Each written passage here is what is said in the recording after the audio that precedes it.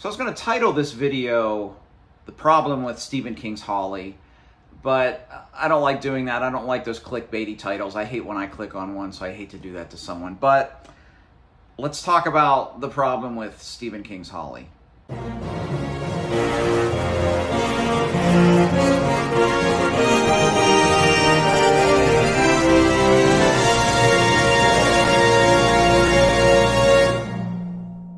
Stephen King's latest release, and as someone who has read everything by King, I immediately read anything that comes out.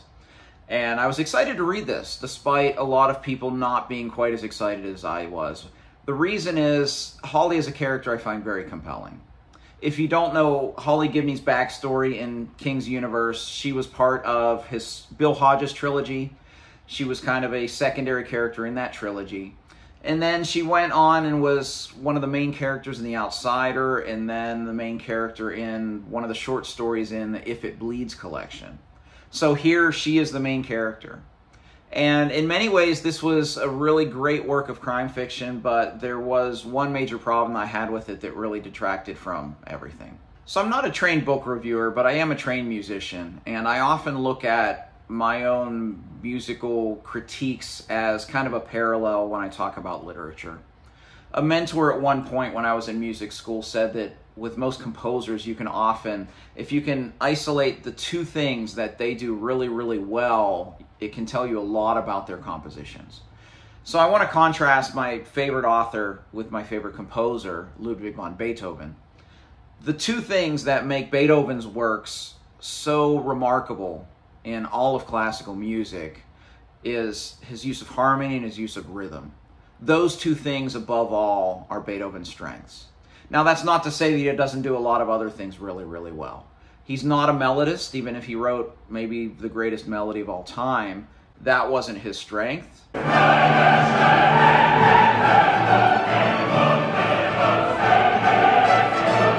With Stephen King, the two things that I think make King's works just so remarkable are his characterization and his ability to paint atmosphere or tone, which works not just in his horror works, but in all of his other works. I think those are the two things that King just knocks out of the park in all of his works.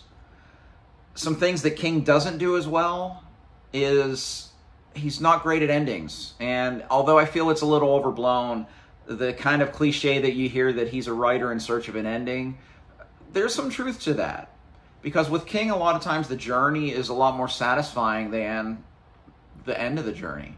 So I wonder, in reading this book, I kept wondering, kept being pulled out of the story, why King is embracing a genre that does not support his strengths. In fact, it highlights probably his biggest weakness as an author, and that is straightforward plotting.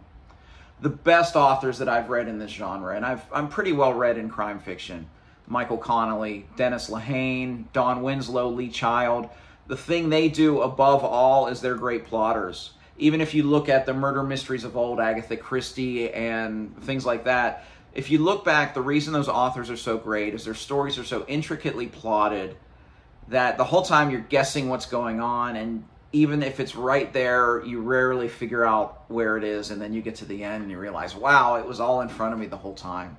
I marvel when I pick up a new Michael Connelly novel at how well plotted it always is. In fact, with the Connelly novels, he often gives you an A plot and then a B or a C plot that all seem to interweave and take over the story at different points, and it's so superbly done. As he's my favorite crime author, that's his #1 strength. For King, plotting is not a strength. Conclusions are not a strength. And I think one of his choices in this book was the main problem with me, why Holly didn't reach higher heights as it probably could have. Namely, this book for me lacked suspense in a huge way. Because in the first chapter, this is not a spoiler, in the first chapter you find out who the villains are. And I think this plot convention could work, but I don't feel it worked here. Because we had, every time I saw the villains, it was kind of interesting, and you saw what they were doing at different points of time in the story. But when we flash back to Holly and you see her trying to figure out who the villains are and what's going on, there was no suspense because we knew absolutely everything that was going on. Some authors have probably made this work, but I don't feel King did here. I don't feel it worked. Even though I enjoyed reading it, quick aside, I realized while reading this book that the term cozy read for me is Stephen King. I've never understood cozy read, but I felt it when I was reading this book because I've read him so long and his writing style, I just know it and I'm at home with it. I've read him about 40 years, I guess. Maybe not that long, 35 at least. It's a cozy read for me, so I was compelled the whole time, but there was no suspense. And this was a straightforward work of crime fiction. There were no supernatural elements like some of the other stories that Holly Gibney. And there was just no question of what was going on. You knew exactly at some point in this story, Holly was going to find out who the villains were, and then maybe at that point, there would be some suspense. And there was. This was the rare Stephen King book that I think he nailed the ending. The ending was suspenseful. I love the ending. There were times I kind of cheered, times I choked up, times I laughed. I mean, the ending of this was fantastic. But unfortunately, the first 80 to 85% of it building up to it just lacked that suspense that, frankly, you have to have in a crime novel. That was my biggest issue with this book. Now, there were some great aspects of this book. I enjoyed the characters tremendously. One thing we don't get with authors like King very often is seeing their characters multiple times. So seeing Holly in her fifth or sixth book was great.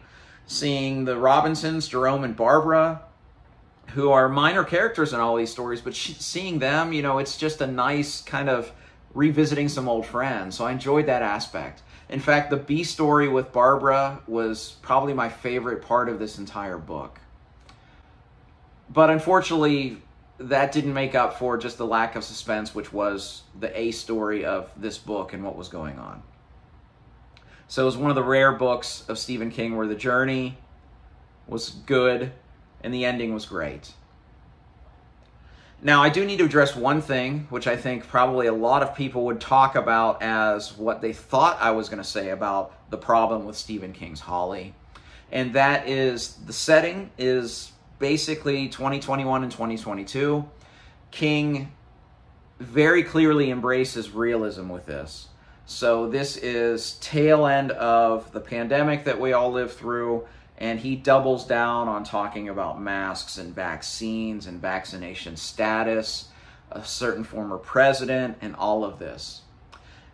I will say that when you think about Holly Gibney as a character, her character, she would be very, very aware of who's wearing masks, who isn't wearing masks. Is this person vaccinated? Things like that. So that was very, very real. But I felt that King really just hit the reader over the head with it constantly. It seemed like just about every single scene in the first half of this book, every time Holly met someone new, the first few paragraphs was talking about this and that. And again, it's real, but I think most of us probably don't want to read that. I know for me, the pandemic was probably the worst 18 months of my life. I don't want to be reminded of it. Or if I'm going to be reminded of it in an effort to be real, it needed to be portrayed in a much more subtle manner. Again, to bring up Michael Connelly, because I think about him a lot with this genre because he is my favorite crime fiction author.